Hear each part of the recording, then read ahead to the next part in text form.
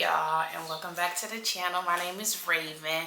If you're new here, I am growing in Kentucky in Zone 7A, and if you're not and you're returning, thank you so much for returning. So I just wanted to sit here and show you guys here real quickly that I did go ahead and finish the curing of the garlic, and as I had thought, some of them did split.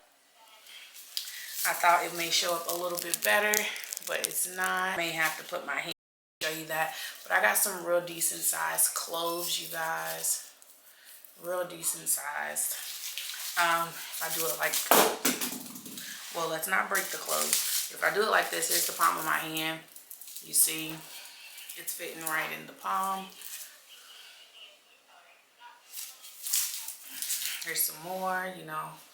Very excited about what the cloves are looking like. Still can't believe I've done sat here and grown this myself. Here's another split one. It's so sad to see, but these are ones that I'm definitely going to be working on preserving first. I had a few more that split, or like some that broke when I was harvesting it, so I did let it cure like this. I don't see any molding or anything. But for the ones that were really worse off or had the peeling coming off, I already put them in a mason jar. We have another scallop squash that came out of the garden. I have some mint right here that I've literally just been letting dry on the counter. It smells so good, you guys. I got a dehydrator for like a week and I was not a fan of it. It didn't have a timer, nor did it have like a temperature gauge. So I'm not really feeling it. So I sent it back to where I got it. I do want to show you guys that we do have some cherry tomatoes coming in that I'm letting to just ripen here. Now some of these are also from that cherry plant, and as you can see, some of them starting to ripen and some of them are not. But these are that cherry plant that I pulled because I was like, we are not doing a repeat of last year. I got one Roma, y'all, that was blushing. So beautiful. And then I got lots of calendula. I got some chamomile and nasturtium seeds. Out of all the seeds that I had for nasturtium, I only had 4 that made it in the house because they fell. Now that was just a briefing of what I have been harvesting out off of camera, and what I'm about to have you all do is go with me to go get this acorn squash, but it's also really called, well, it's acorn squash, but it's really called table queen squash. So we're about to go get that, and then whatever comes up this week, we'll continue to harvest. I don't have any new peppers because I just harvested the last 3 banana peppers that I had so far. I just harvested the strawberries that I had, and I think I'm about to stop them from producing strawberries so that they can focus on their roots. But anywho, let's go ahead and get outside, get these harvested. I want to show you all the jack-o'-lantern and show you what the Cinderella pumpkin is looking like because it is getting huge. I don't know when I can exactly take it off of the vine to just let it come in the house and ripen, because I want to do that because I wanted to focus on making more. But we'll see. I don't know.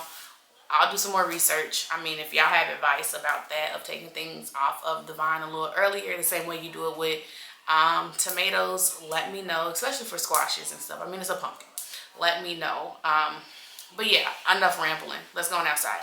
I just wanted to show you guys the hollyhocks. It's down over my fence with height, and I love this, that these all came in one package and they're all different colors. Look at the baby pink. So pretty. And then this is a yellowish color. There's one of them that's already about to probably try to produce seed. I don't know how exactly they go, but really beautiful. All right, let's go get the squash. Just another update I could not have passed by is the okra is starting to produce. Really excited about that. Really excited. All right, y'all, we're over here by the squashes and the corn. The corns are about to start bringing out their tassels.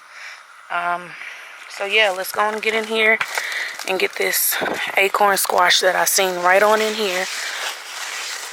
Right there. Look at that. There's one. Yeah, so looking nice. Carrots are germinating. These are the black carrots that I put in here. So this is definitely not going to have a top with these growing. So green stock will not be having its watering spout on top for this carrot. I just want to say, side note, you guys, I really need help about my borage. This was my last one and it has completely died. I don't know if the squash bugs killed it and that's why my squashes are doing so well, but it's demolished. Alright, y'all, and I believe this is a jack-o'-lantern pumpkin right here. I'm not exactly sure though, but we shall see as it continues to get bigger. And the other table queen should be over in this area. And there it goes, right there.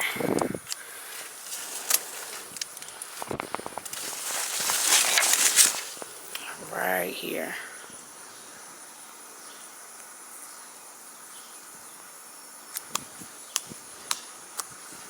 Really excited. Now, I'm not used to eating squash, but I am growing these things, and I am one that is going against the grain of not growing things that you don't eat. I am growing these things to experiment with them, to find ways of enjoying them, because I want to eat them. So, yeah.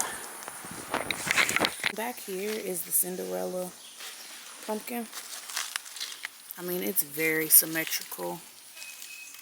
I don't know if I can go ahead and pick it and just bring it in the house so the plant can focus on creating another one. So I'm going to research that. And if we come out in the garden next time and it's not there, it's because I seen that I could. Hey y'all, if you can't tell, we are in the house now. I hope the lighting ain't too bad. I showed y'all everything we got, but some. So of course, we got the 2 acorn squashes, also known as table queen. We got those. I'm really excited to eat these because the inside is a yellow flesh. Another thing I got, because I keep forgetting I have it out there, which shocks me every time I see it, but I have more collards out there, and these are officially the last plants. I thought the harvest that I did was the last harvest of them, but I totally forgot I have these in a bed. And so these are the last ones. And my exposure is on, so it is changing. I do apologize because it's going back and forth, back and forth. But I'm gonna move this chair closer so I can set it down. See, so it keeps changing back and forth. I apologize for that. I did also harvest some basil, y'all. I harvested a lot of basil because apparently I have about 5 basil plants, y'all. And so I am harvesting these to dry them out. I'm going to keep chopping, harvesting them to see how much basil I can get this year, because hopefully, fingers crossed, the goal for me is to be able to have such an abundance on certain herbs that I don't have to grow it next year, so that I can have that garden space to be used for something else. So just imagine 5 basil plants right now being grown this year. With the amount of basil I produce next year, that's 5 extra spaces for something else. Last thing that I got was flowers. I have flowers that I harvested 2 days ago, which are here. These are zinnias, and they are already starting the process that I need them to do, which is dry out. And then I have some marigolds, and these are the ones from Rare Seeds, aka Baker Creek. And you guys, when I sat here and seen on the side right here, already showing the seed, there it goes. You can see it way better now. The seeds are already exposed. So what I want this to do is to completely dry out in the house, so that I can have so many seeds from these flowers, as well as for these ones as well. And then for the zinnias, because I'm looking right here because I have a vase of zinnias I've been harvesting. And yeah, now I'm going to look up how to do the same thing for my hollyhocks. But maybe, you know, they'll eventually have seed pods on them at the end of the season, and from there I can just pick them. Snapdragons that are behind them, poor babies, them things just did not survive. Now let me show you 2 of the zinnias though. These are the 2 that we're saving. And they're really gorgeous, I think. Very, very spring colors. And I have a second vase, which is really not even a vase, it's a mason jar, with those and some hollyhocks in there. And if y'all have tips on how to do a bouquet with hollyhocks to make it look good for at least a week or at least 3 days, let me know. Because after the first day of them being in the house, they was looking crazy. But you guys, this happened to be a longer video than I anticipated, so I thank you for tuning in. I do apologize that I said this would be a complication. Look at how God works. He made it into a whole video. So with us being said, I will see you guys in the next one when the garden is back up and booming. Or then again, we may just be in the kitchen preserving something, because with the amount of things that are starting to come in that may not seem like a lot, oh my goodness. Y'all, I left my calendula and chamomile outside. I will see y'all later. I gotta go get that. All right, y'all. See y'all. Bye. God bless you.